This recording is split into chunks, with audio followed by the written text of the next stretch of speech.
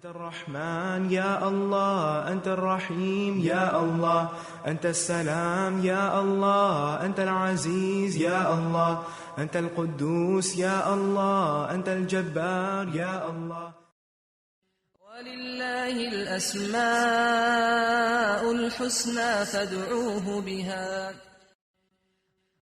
نحمده ونصلي على رسوله الكريم، أما بعد فأعوذ بالله من الشيطان الرجيم.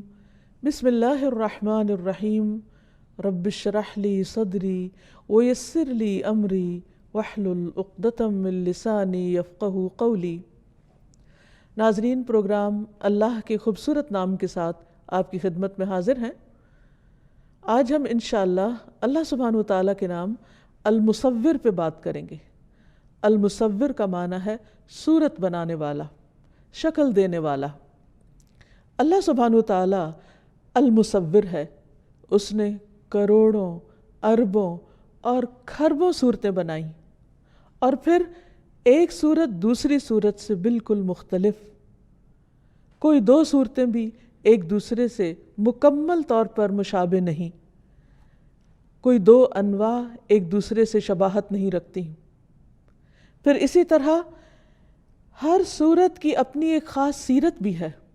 صرف ایسا نہیں کہ ظاہری شکل فرق ہے، بلکہ ہر ایک کا مزاج اور اس کے اندر کی باطنی صورت بھی مختلف ہے۔ تو اللہ سبحانہ وتعالیٰ نے ہر چیز کی ایک معلوم شکل مقرر کی، اور ہر شکل کو دوسری شکل سے ممتاز اور انوکھا بنایا، جدا بنایا، تاکہ ایک دوسرے کو پہچانا جا سکے۔ مختلف چیزوں کی صورتیں اور شکلیں مختلف ہونے میں کیا حکمت تھی؟ اس کی وجہ یہ ہے جو ہماری سمجھ میں آتی ہے کہ اللہ سبحانہ وتعالیٰ نے ہر چیز کو ایک جداگانہ تشخص دیا، ہر چیز کو ایک خاص مقصد کے لیے پیدا کیا۔ اس کی ایک خاص ضرورت تھی، اور اس ضرورت کو پورا کرنے کے لیے اس کو جو خصوصیات عطا کی، اس کے مطابق ہی اس کی ظاہری شکل بھی بنائی، اور وہ بہت ہی بہترین اور بہت ہی حکمت کے تقاضے کے تحت ہے۔ انسان کی صورت کو اللہ سبحانہ وتعالیٰ نے بنایا اور سب سے بہترین شکل میں بنایا۔ قرآن پاک میں آتا ہے وَلَقَدْ خَلَقْنَاكُمْ ثُمَّ صَوَّرْنَاكُمْ ثُمَّ قُلْنَا لِلْمَلَائِكَةِ اسْجُدُوا لِآدَمَ فَسَجَدُوا إِلَّا إِبْلِيسَ لَمْ يَكُنْ مِنَ السَّاجِدِينَ۔ اور بلا شبہ یقیناً ہم نے تم کو پیدا کیا، پھر ہم نے تمہیں صورت عطا کی، پھر ہم نے فرشتوں سے کہا کہ آدم کو سجدہ کرو، تو سب نے سجدہ کیا سوائے ابلیس کے، وہ سجدہ کرنے والوں میں شامل نہ ہوا۔ تو اللہ سبحانہ وتعالیٰ نے انسان کو عزت بخشی اور فرشتوں جیسی مخلوق کو انسان کے سامنے جھکا دیا۔ یہ انسان پر اللہ تعالیٰ کی کتنی بڑی نعمت ہے۔ اور پھر انسان کی ضرورت کی بے شمار چیزیں پیدا کی، اس کے کھانے پینے کے لیے، دیکھنے کے لیے، انجوائے کرنے کے لیے، اور دیگر زندگی کے کام کاج انجام دینے کے لیے۔ مثلا قرآن مجید میں کھانے کی مختلف چیزوں کے بارے میں، اور خصوصاً پھلوں کی مختلف انواع و اقسام کے بارے میں اللہ تعالیٰ فرماتے ہیں هُوَ الَّذِي أَنزَلَ مِنَ السَّمَاءِ مَاءً فَأَخْرَجْنَا بِهِ نَبَاتَ كُلِّ شَيْءٍ فَأَخْرَجْنَا مِنْهُ خَضِرًا نُخْرِجُ مِنْهُ حَبًّا مُتَرَاكِبًا وَمِنَ النَّخْلِ مِنْ طَلْعِهَا قِنْوَانٌ دَانِيَةٌ وَجَنَّاتٍ مِنْ أَعْنَابٍ وَالزَّيْتُونَ وَالرُّمَّانَ مُشْتَبِهًا وَغَيْرَ مُتَشَابِهٍ انظروا إلى ثمره إذا أثمر وينعه إن في ذلكم لآيات لقوم يؤمنون۔ سورۃ الانعام میں اللہ تعالیٰ فرماتے ہیں وہی ہے جس نے آسمانوں سے پانی اتارا، اور ہم نے اس کے ساتھ ہر چیز کی انگوری نکالی۔ اب دیکھیے کہ عام مصوروں کے برعکس اللہ سبحانہ وتعالیٰ نے مختلف چیزوں کی جس طرح تخلیق کی اور جس طرح ان کو صورت عطا کی، وہ طریقہ کار بھی بالکل مختلف ہے۔ مثلا ایک پودا ایک خاص شکل پر پیدا ہوتا ہے، لیکن اس کی ابتدا اور اس کا آغاز کتنے نیچرل طریقے سے ہوتا ہے کہ فرمایا کہ ہم نے ہر چیز کی انگوریں نکالی، پھر ہم نے اس سے سبز کھیتی نکالی جس سے ہم تہ بتہ چڑھے ہوئے دانے نکالتے ہیں، یعنی آخر میں اس کا پھل نکالا جو انسان کی ضرورت کا ہے، اور انسان اسے کھاتا ہے اور اس سے فائدہ اٹھاتا ہے۔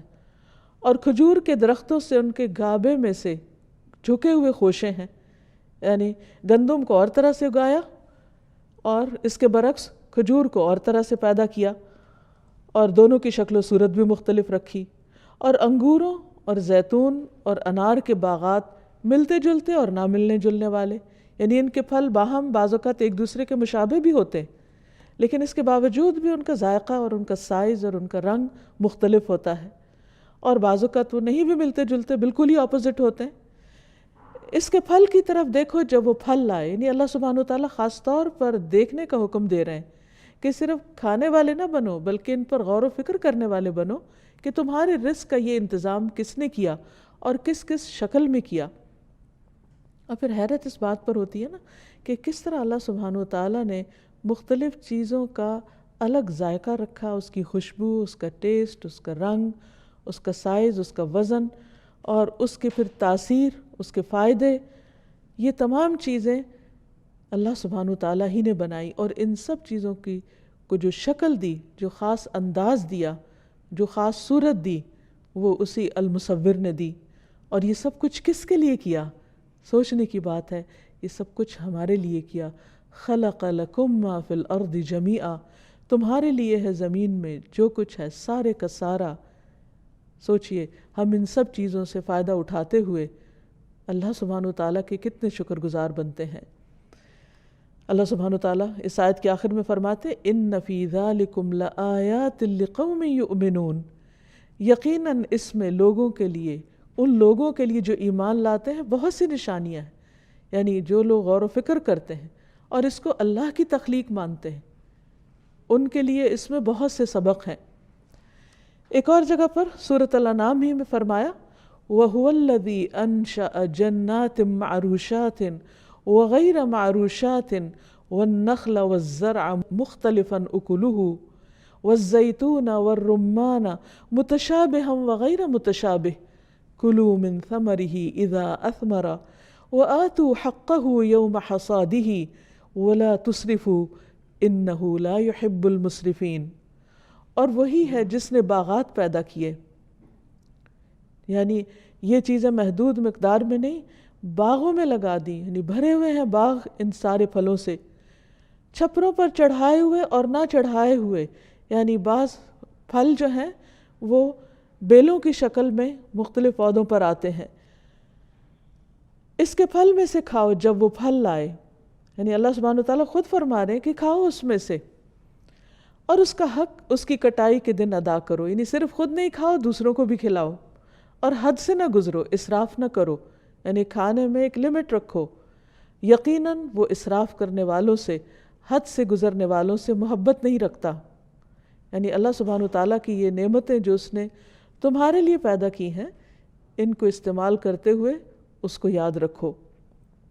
پھر اسی طرح نباتات کی مختلف قسمیں اتنی کہ لاکھوں میں ہیں جن کو انسان گن نہیں سکتا، جن میں سے بہت سی نباتات کو انسان کھانے کے نہیں بلکہ دوا کے طور پر اپنے استعمال میں لاتا ہے۔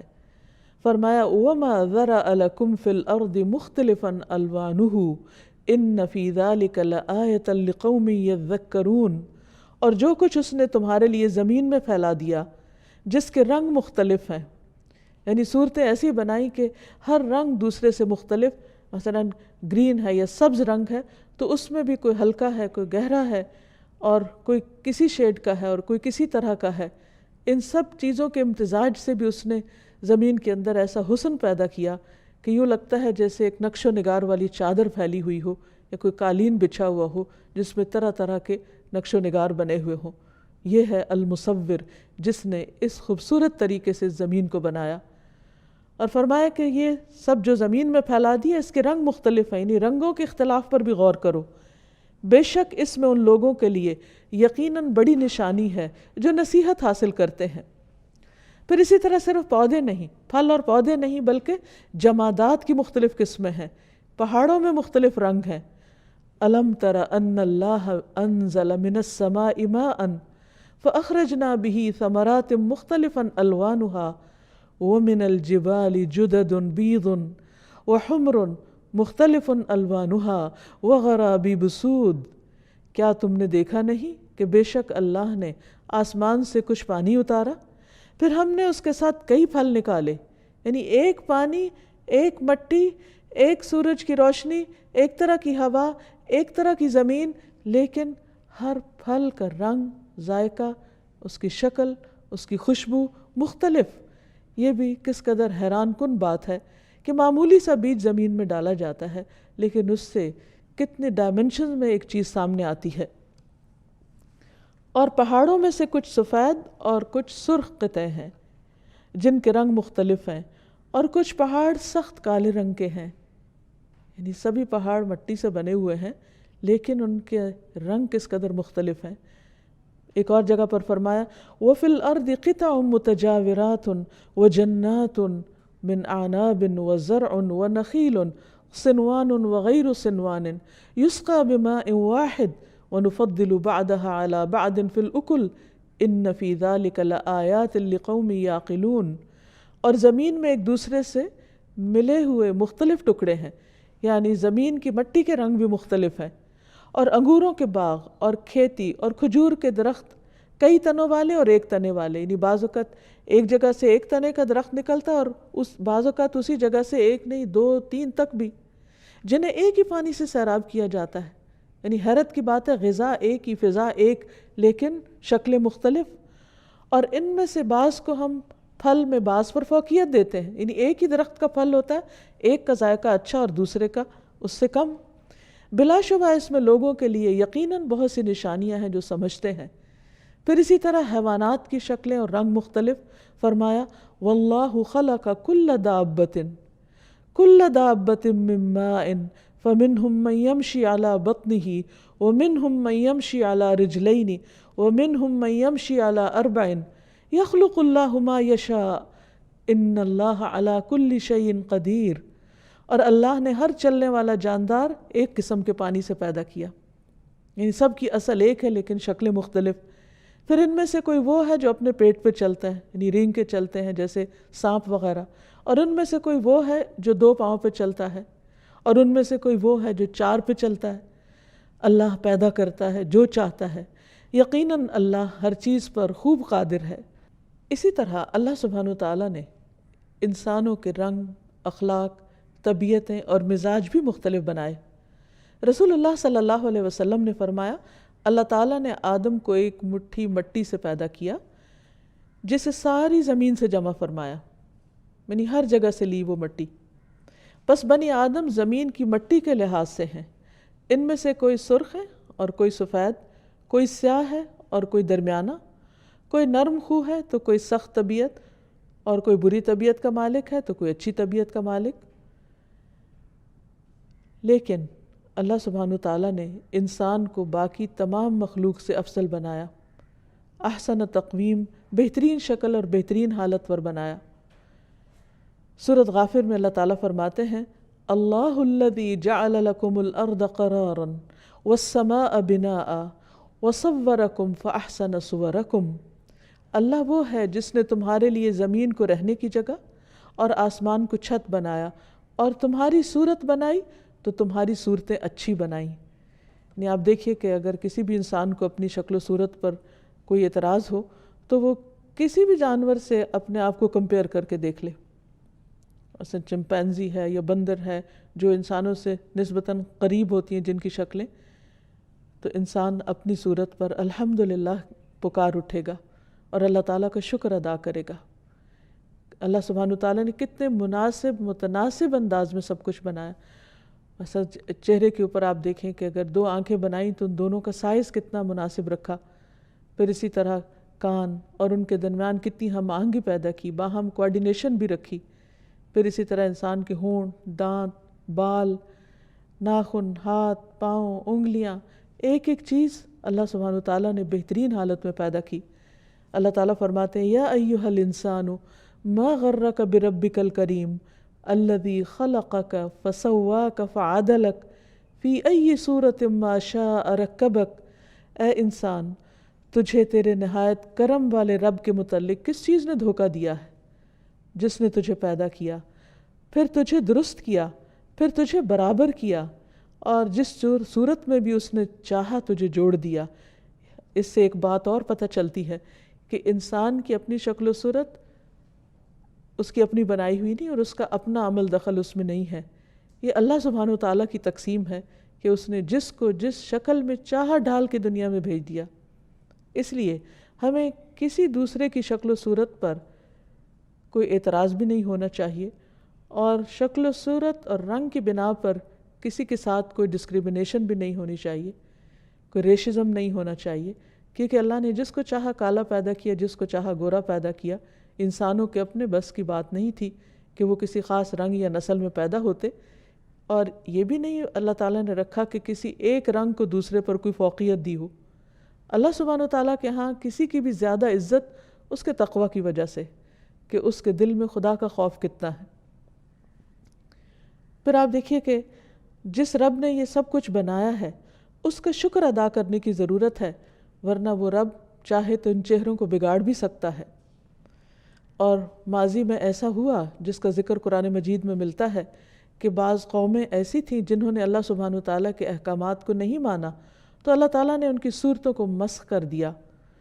سورۃ الاعراف میں اللہ تعالیٰ فرماتے ہیں فَلَمَّا عَتَوْا عَمَّا نُهُوا عَنْهُ قُلْنَا لَهُمْ كُونُوا قِرَدَةً خَاسِئِينَ. پھر جب وہ اس بات میں حد سے بڑھ گئے، یعنی اللہ کی خوب نافرمانیاں کرنے لگے اور وہ کرنے لگے جس سے انہیں منع کیا گیا تھا، تو ہم نے ان سے کہا کہ بندر بن جاؤ، ذلیل، دھتکارے ہوئے. اور یہ انسان کے لیے عبرت کا مقام ہے. پھر اسی طرح حرام کاموں کے مرتکب کی شکل مسخ کرنے کا بھی آتا ہے. پھر نماز میں امام سے پہل کرنے والے کی شکل کے بگڑنے کے بارے میں ایک حدیث آتی ہے.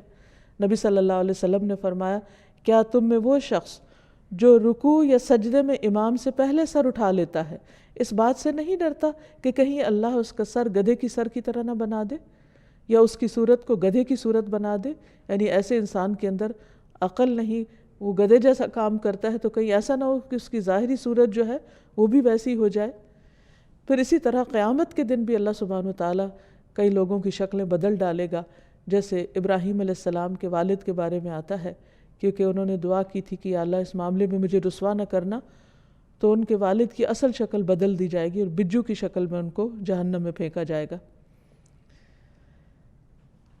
اب یہ ہے کہ جب انسان کو اللہ سبحانہ وتعالیٰ کے المصور ہونے پر ایمان ہو جائے، اس کی معرفت ہو جائے، اور جس چیز کی طرف بھی دیکھے، خواہ وہ انسان ہو یا حیوان ہو یا پھول ہو یا پتا ہو یا کوئی تتلی ہو یا پرندہ ہو یا کوئی جانور ہو، کسی بھی چیز کی طرف جب دیکھے تو ہونا یہ چاہیے کہ اسے دیکھ کر اسے اللہ کی یاد آئے، اللہ کی پہچان آئے، اور اس کی قدرت اور اس کی نشانیوں کا اس کے دل میں گہرا احساس ہو، اور پھر اس نام کے ساتھ اس کو پکارے اور اس کا شکر ادا کرے. رسول اللہ صلی اللہ علیہ وسلم جب سجدہ کرتے تو یہ دعا فرماتے اللہم لک سجدت وبک آمنت ولک اسلمت سجد وجہی للذی خلقہ وصورہ وشق سمعہ وبصرہ تبارک اللہ احسن الخالقین.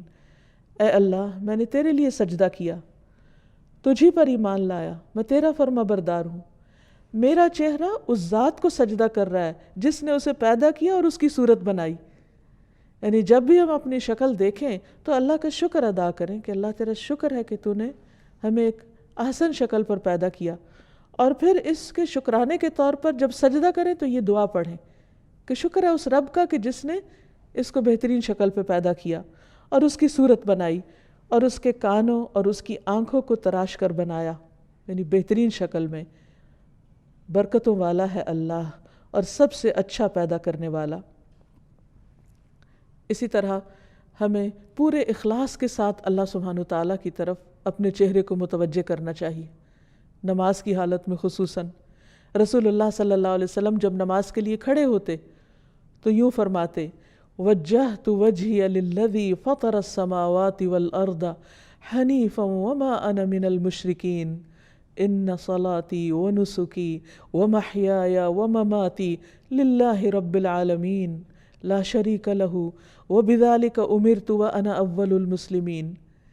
میں اپنا رخ اس ذات کی طرف کرتا نہیں، یہ چہرہ جو اللہ نے مجھے دیا میں اسی کی طرف کرتا ہوں جس نے مجھے سب عطا کیا، جس نے آسمانوں اور زمین کو ٹھیک ٹھیک پیدا کیا، اور میں شریک کرنے والوں میں سے نہیں ہوں.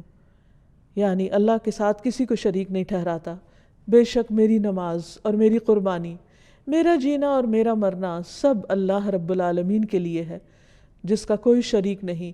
مجھے اسی کا حکم دیا گیا اور میں فرما برداروں میں سے ہوں، یعنی اسی رب کا اطاعت گزار ہوں، فرما بردار ہوں. پھر اسی طرح یہ ہے کہ اللہ سبحانہ وتعالیٰ نے جو کچھ ہمیں عطا کیا جسم کی شکل میں، چہرے کی شکل میں اور مختلف طرح سے جو صورت بنائی، اس میں ہمیں اس کی عافیت کی دعا بھی کرنی چاہیے. عبد الرحمن بن ابو بکرہ کہتے ہیں انہوں نے اپنے والد سے کہا، ابا جان میں آپ کو سنتا ہوں کہ آپ ہر صبح یہ دعا پڑھتے ہیں، اللہم عافنی فی بدنی، اللہم عافنی فی سمعی، اللہم عافنی فی بصری، لا الہ الا انت. اے اللہ مجھے میرے بدن میں آرام دے، اے اللہ میرے کانوں کو سلامت رکھ، اے اللہ میری نظر کو درست رکھ، تیرے سوا کوئی عبادت کے لائق نہیں. یعنی ان نعمتوں کی قدر بھی کرنی چاہیے. جس بہترین شکل پہ اللہ سبحانہ وتعالیٰ نے ہمیں دیا ہے اس کو بگاڑنا نہیں چاہیے، اس پر زیادتی نہیں کرنا چاہیے، ان کو ابیوز نہیں کرنا چاہیے. تو وہ صبح اور شام یہ دعا 3 بار پڑھا کرتے تھے، اور وہ کہتے ہیں کہ میں نے رسول اللہ صلی اللہ علیہ وسلم کو یہ دعا پڑھتے ہوئے سنا ہے. تو اس سے پتہ چلتا ہے کہ ہمیں جو بھی نعمت ملی ہے جس بھی شکل میں اور خوبصورت اور بہترین شکل میں، خواہ وہ ہماری اپنی ذات کے اندر ہے یا بیرونی طور پر ہے، اس پر اللہ سبحانہ وتعالیٰ کا شکر ادا کرنا چاہیے اور اس کے ساتھ ساتھ اس کی عافیت کی دعا بھی کرتے رہنا چاہیے. پھر جب بندے کو اسلام کا احساس ہو جائے، معرفت ہو جائے، تو پھر اپنا مقام بھی پہچانے کہ اسے کیا کرنا ہے. اسے اللہ سبحانہ وتعالیٰ کی مصوری پر غور و فکر بھی کرنا ہے. اللہ تعالیٰ فرماتے ہیں وَهُوَ الَّذِي مَدَّ الْأَرْضَ وَجَعَلَ فِيهَا رَوَاسِيَ وَأَنْهَارًا وَمِن كُلِّ الثَّمَرَاتِ جَعَلَ فِيهَا زَوْجَيْنِ اثْنَيْنِ يُغْشِي اللَّيْلَ النَّهَارَ إِنَّ فِي ذَلِكَ لَآيَاتٍ لِقَوْمٍ يَتَفَكَّرُونَ.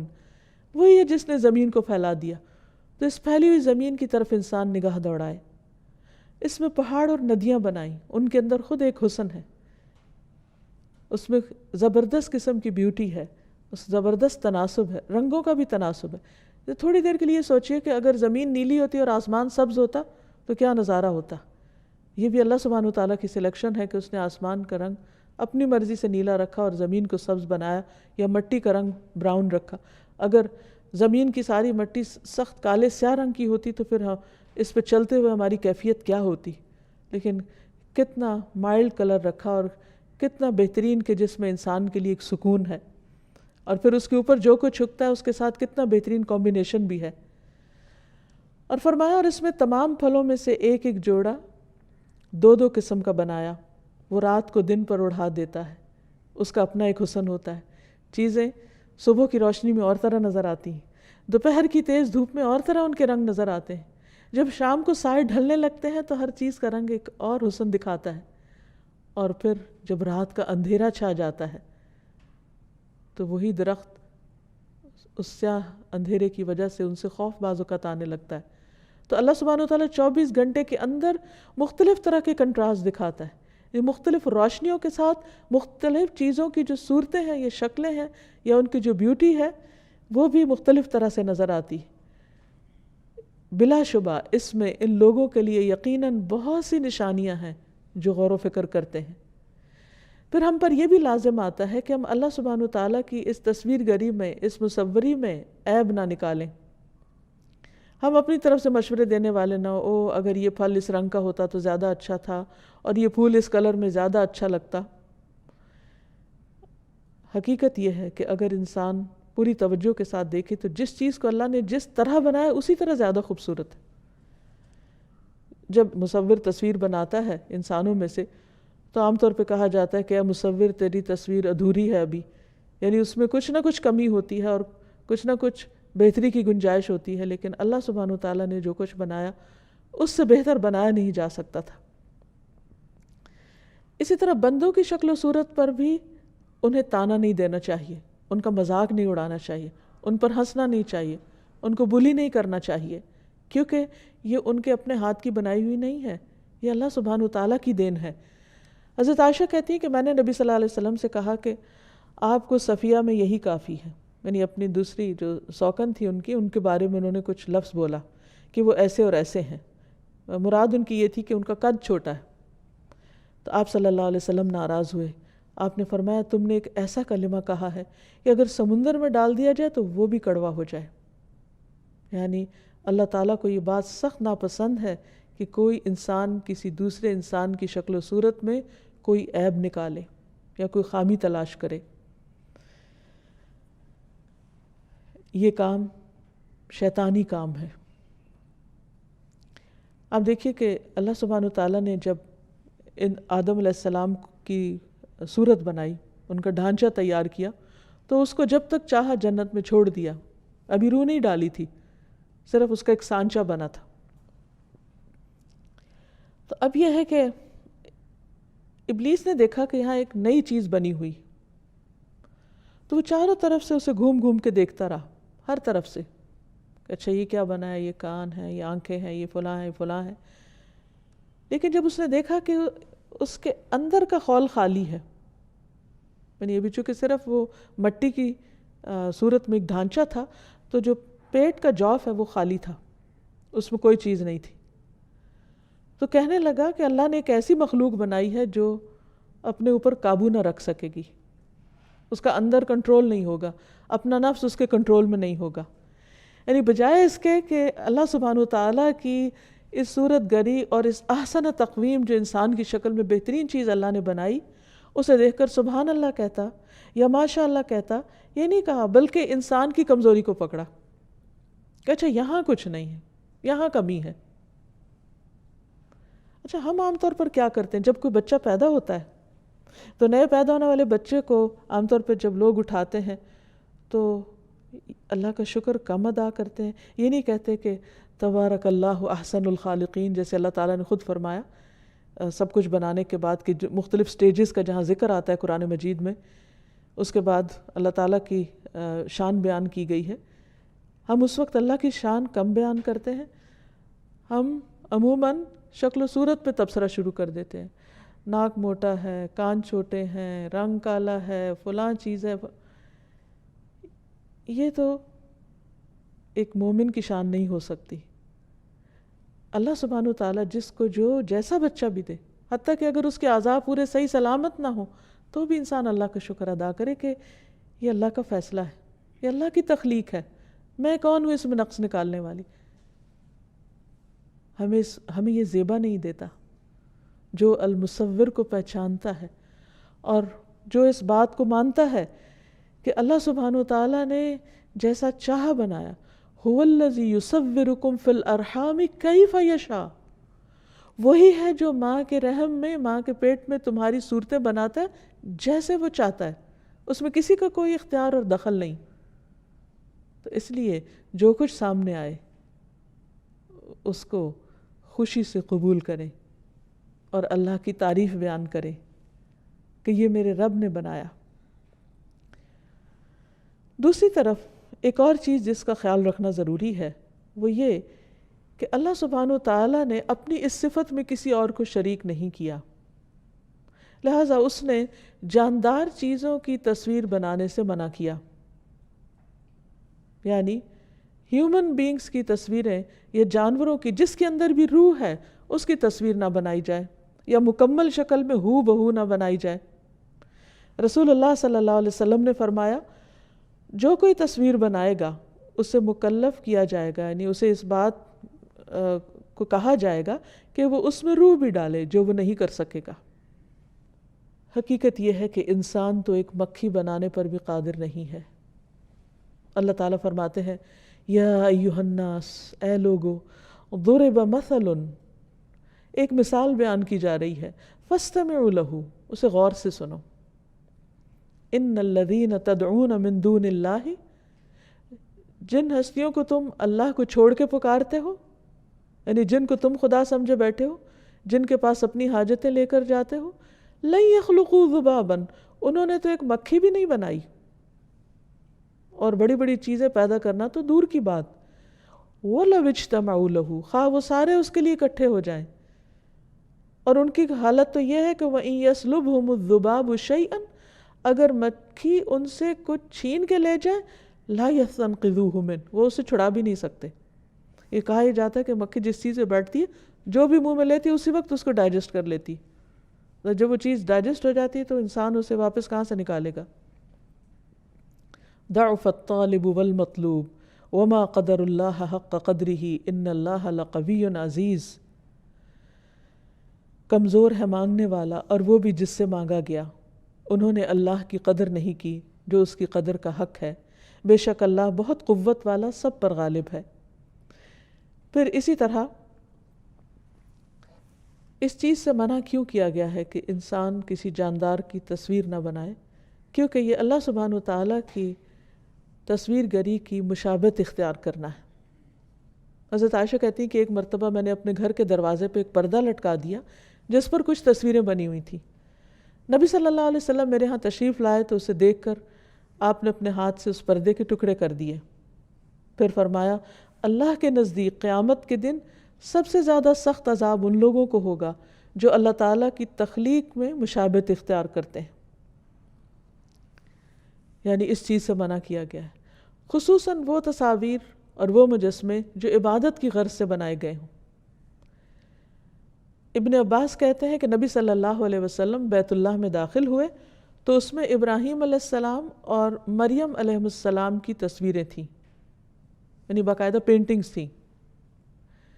تو آپ نے فرمایا قریش کو کیا ہو گیا؟ ان لوگوں نے یہ کام کیوں کیا کہ اللہ کے گھر میں اوروں کی تصویریں بنا دی؟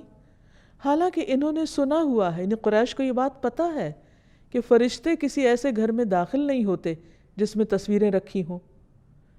یہ ابراہیم علیہ السلام کی تصویر ہے اور وہ بھی پانسا پھینکتے ہوئے، یعنی ایک پیغمبر کو وہ کام کرتے ہوئے دکھایا جو اس نے زندگی بھر کبھی نہیں کیا۔ ایک اور روایت میں آتا ہے نبی صلی اللہ علیہ وسلم نے فرمایا اس شخص سے بڑا ظالم کون ہوگا جو میری مخلوق کی طرح پیدا کرنے چلا ہے؟ اگر اسے یہی گھمنڈ ہے تو اسے چاہیے کہ ایک دانہ پیدا کر دے، صرف ایک سیڈ یا ایک چیونٹی پیدا کرے۔ وہ تو چیونٹی بھی نہیں بنا سکتا، مکھی بھی نہیں بنا سکتا، تو یہ سب کچھ کہاں سے بنانے چلا ہے؟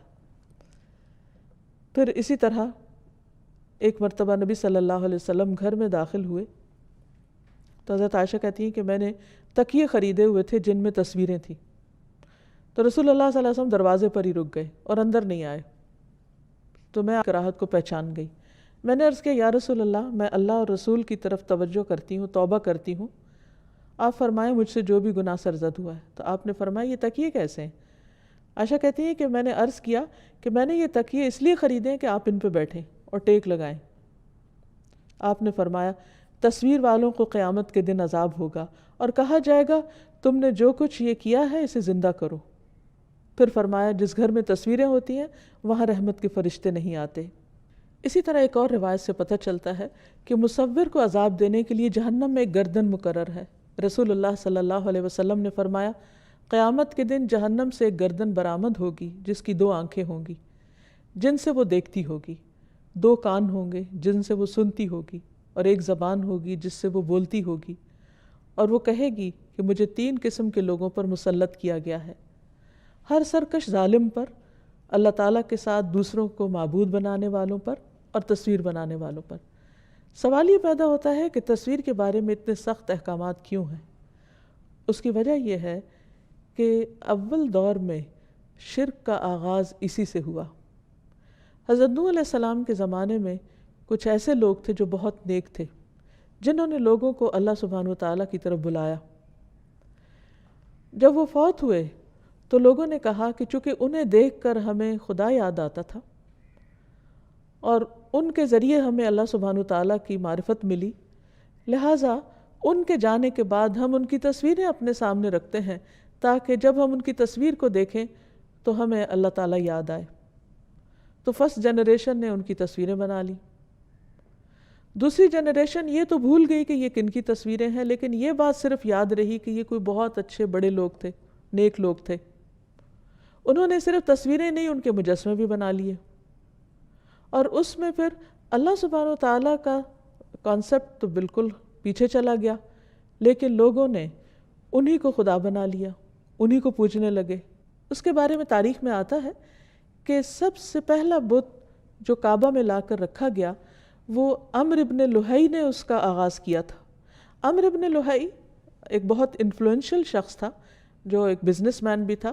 وہ سیریا جاتا، شام کے علاقے میں جاتا اور تجارت کیا کرتا تھا۔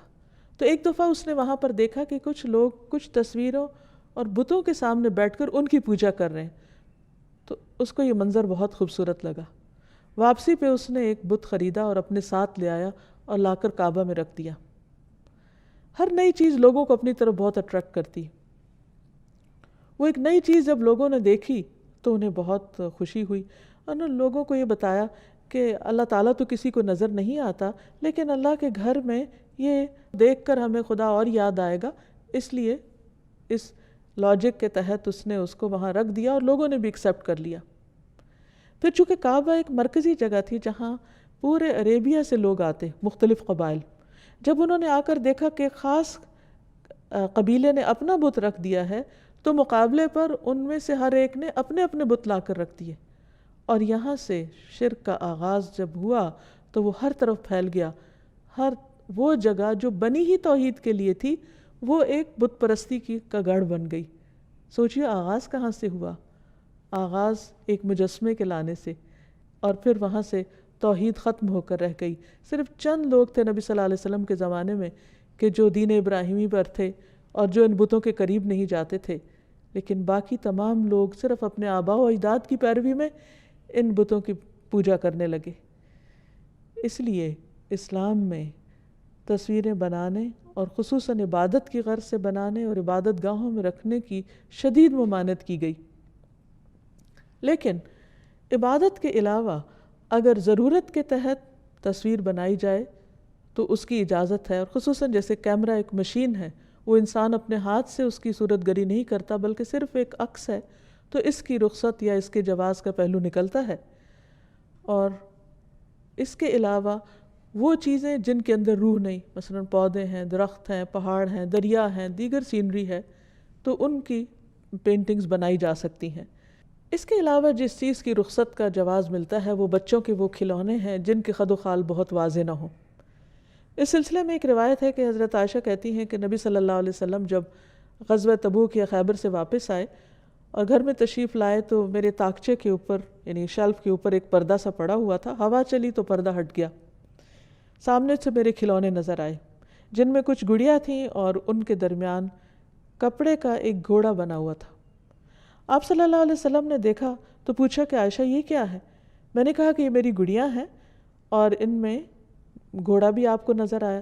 تو آپ نے پوچھا کہ یہ میں کیا دیکھ رہا ہوں؟ میں نے کہا گھوڑا ہے۔ آپ نے پوچھا اس کے اوپر کیا ہے؟ میں نے کہا اس کے 2 پر ہیں۔ آپ نے فرمایا کہ کیا گھوڑے کے پر بھی ہوتے ہیں؟ تو حضرت عائشہ نے کہا کہ کیا آپ نے نہیں سنا کہ سلیمان علیہ السلام کے گھوڑے کے پر تھے؟ چنانچہ رسول اللہ صلی اللہ علیہ وسلم اس قدر ہنسے کہ آپ کی داڑھیں دیکھی گئیں۔ تو اس سے یہ پتہ چلتا ہے کہ اگر ایسے کھلونے ہوں یا ایسی چیز ہو جس کی تعظیم نہ ہو اور جس کو سامنے نہ رکھا گیا ہو، صرف کھیلنے وغیرہ کے لیے استعمال ہو، یا جن کی شکل بالکل ہو بہو اصل سے نہ ملتی ہو، تو اس کے جواز کی بھی صورت نکلتی ہے۔ اسی طرح ایک اور روایت سے ہمیں پتہ چلتا ہے کہ رسول اللہ صلی اللہ علیہ وسلم نے فرمایا کہ جبریل علیہ السلام میرے پاس آئے اور مجھے کہا کہ میں گزشتہ رات آپ کے ہاں آیا تھا مگر اندر آنے سے رک گیا کیونکہ آپ کے گھر کے دروازے پر تصویریں تھیں اور گھر میں تصویروں والا پردہ تھا اور کتا بھی تھا۔ چنانچہ آپ گھر میں تصویر کے متعلق حکم دیجئے کہ اس کا سر کاٹ دیا جائے اور درخت کی طرح ہو جائے۔ یعنی اگر کوئی ایسی چیز ہے کہ جس کی اصل شکل پوری طرح واضح نہیں ہے تو اس کی رخصت یہاں سے پتہ چل رہی ہے۔ اور پردے کے بارے میں حکم فرمائے کہ اسے کاٹ کر تکیے بنا لیے جائیں جو پھینکے جائیں، پاؤں سے روندے جائیں، یعنی اس کی عزت اور تعظیم نہ ہو۔ اور کتے کے متعلق فرمائیے کہ اسے باہر نکال دیا جائے۔ چنانچہ رسول اللہ صلی اللہ علیہ وسلم نے ایسا ہی کیا۔